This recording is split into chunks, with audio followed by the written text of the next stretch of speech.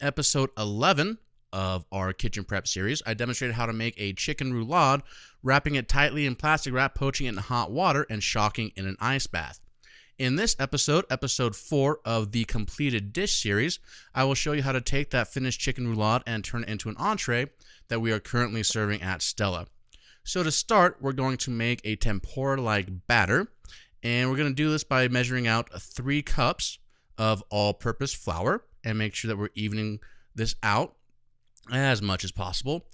And to this, we're going to add 1 cup of rice flour, 1 tablespoon of kosher salt, 1 tablespoon of baking soda, and a half a teaspoon of baking powder. Now to this, I'm going to add 5 cups of cold water and whisk together. Now because the flour is weighed out in volume, which isn't completely accurate, you might need to add more flour to thicken the batter, or you might need to thin the batter a little bit more with some water. Now here I have an ear of corn that I'm just simply peeling down and then using a towel to wipe off those fibers that look like hair, and then I'm simply going to go through and cut the corn off of the cob. And this is going to be the start of our vegetable prep.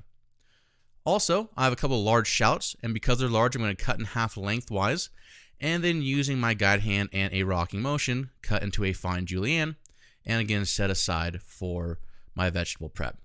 Finally, I have some beautiful baby squash that I pulled straight from the Stella garden, but you can pick this up at your local farmer's market or at a nice produce department. And I'm just going to cut into semi-even chunks so they'll cook somewhat evenly when I add them into the saute pan later. Now when I'm ready to actually cook the roulade, when I get an order or something like that, I'm going to cut it out of the plastic wrap, and you'll notice that it's holding together because we already poached it and chilled it.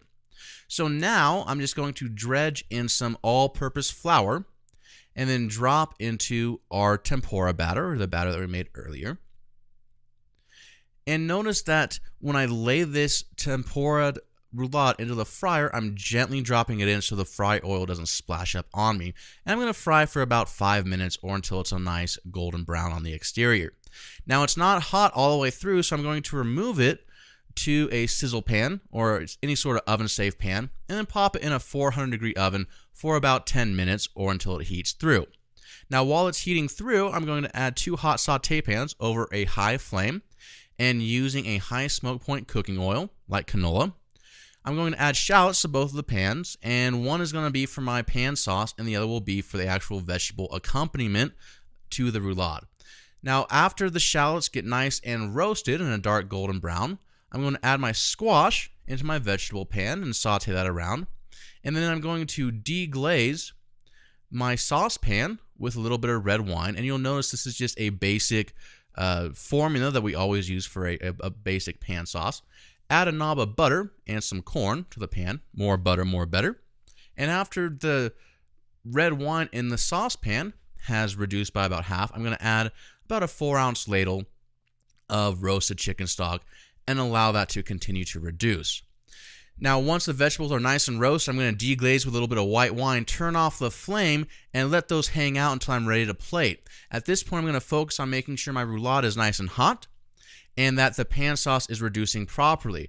Now at about this point, when the bubbles are that size and you can tell that it's noticeably thick, I'm going to add in just a little splash of sherry vinegar to help cut through the richness, and then some fresh chopped thyme and a pat of butter that I'm going to swirl in to finish the sauce.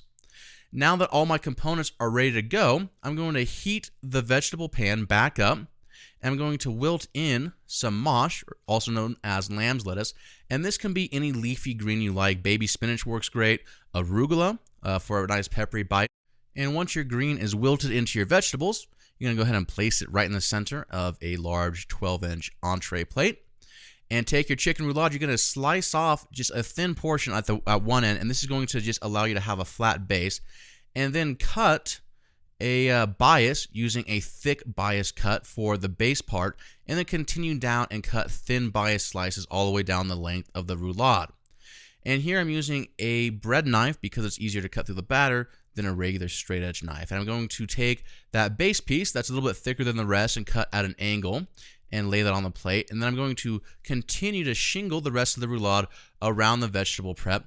And I'm going to finish with our pan reduction sauce.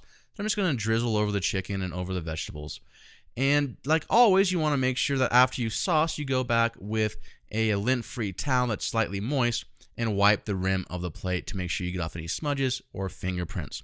Now, to make your life a little bit easier, you can take this and cut it into 3 medallions instead of a bias cut. It's a little bit easier to keep the roulade whole when you cut medallions instead of bias slices.